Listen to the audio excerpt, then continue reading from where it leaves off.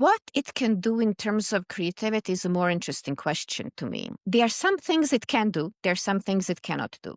So, what can't it do?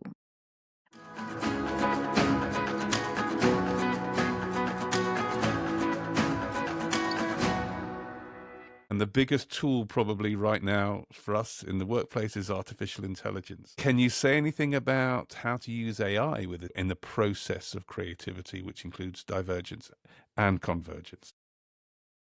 This is a brand new area of scholarship, and there's a lot of excitement around it, and excitement and fear too.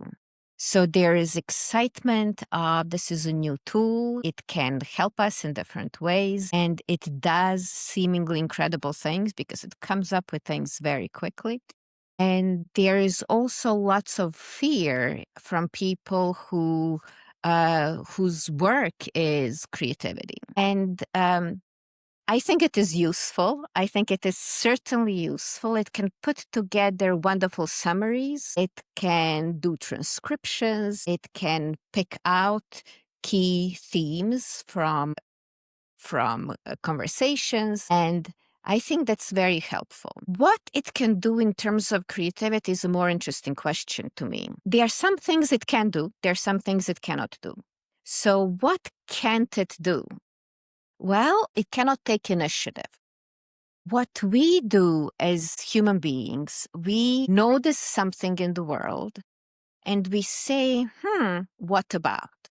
To give you an example, I love the story of founding of Instacart. It is a service that delivers groceries to your home address based on your list and based on your requirements, right? You say, this is what I need. These are the constraints of it. I want this brand, not that brand, and you get it delivered. Would AI come up with that? Well, I don't think so, because how it came up with, how it happened in real life is that its founder really hated everything about the grocery shopping experience. So this emotional experience became inspiration and became impetus for action.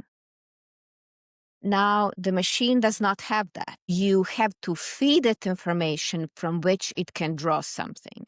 And it doesn't have, at this time, I like science fiction, so I'm not precluding it happening at some point. But at this time, it cannot take that kind of initiative. And we know that finding problems and then asking different questions about a problem is what gets you the maximum creativity. When these LLMs first came onto the scene, there was a slew of research papers saying AI is more creative than humans. But it's interesting to look at how that was done. So a bunch of AI systems were given problems of similar nature to what we have discussed before, come up with all different uses for a brick, or similar. It wasn't just that question. There were different kinds of questions, but they were of that kind. It has all the knowledge of all the internet essentially in its memory. And there are lots of examples of how to use the brick in this knowledge base. And it can send you a list. It can reproduce a list that is long and that has some creative ideas in it. When we compare it to humans, to human performance, it turns out that the average performance by the AI engine is higher than the average performance of humans.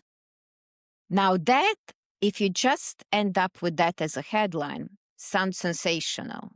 However, was human creativity ever about averages?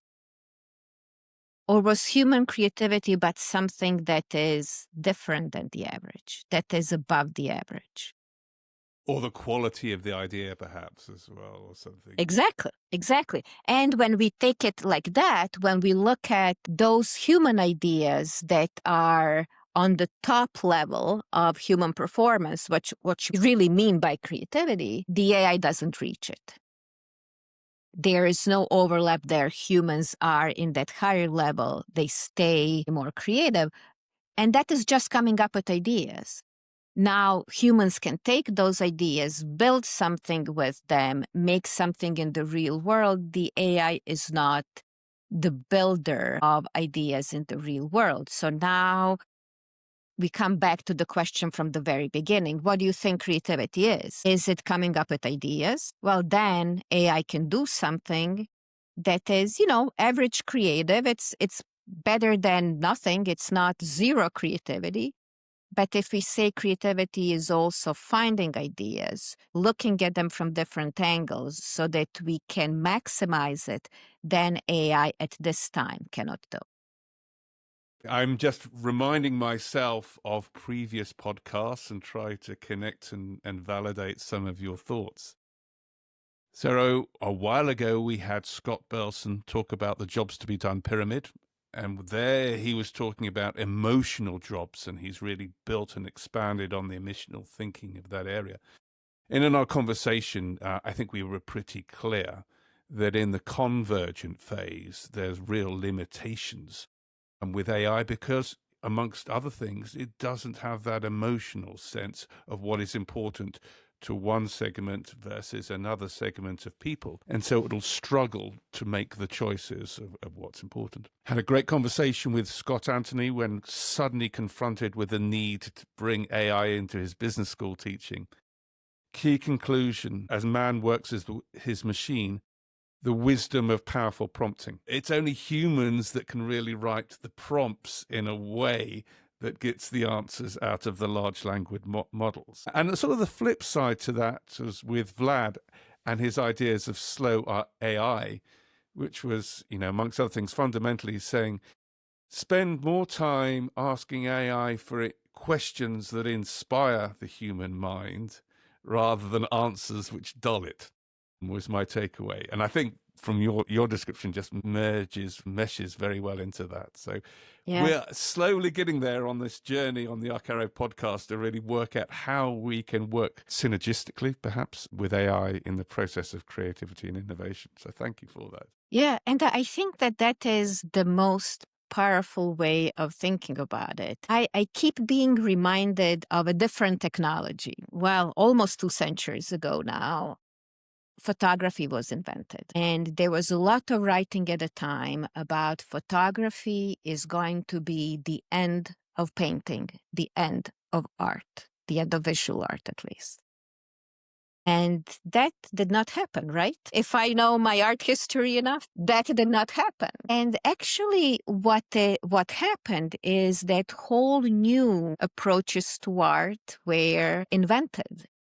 You had impressionism that said can take these shimmers of light and portray the sensory richness and discover the nature of the world through that. We had expressionism, which was focused on emotions. We had surrealism that dug deep into the psyche.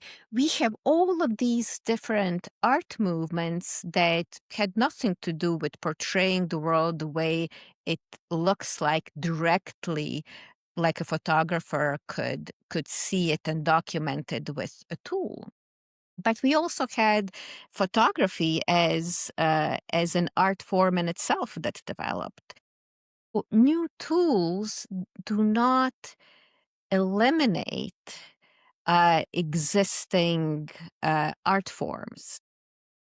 They transform it. So I think there's going to be transformation in using AI. We are going to develop ways of using it. We are going to learn what it can do, what it cannot do. And prompting is a great example. We are now discovering what we can do with prompting. We as humans need to be the prompters, but we also know the limits of prompting because AIs are built in a way that really pander to you. They are going to tell you, yes, you are great. You have a great idea. But we need something that is more adversarial. We need something that is a new perspective. So we need to learn where the limits are and then go beyond those limits, use it for what it can do and work around it for what it cannot do.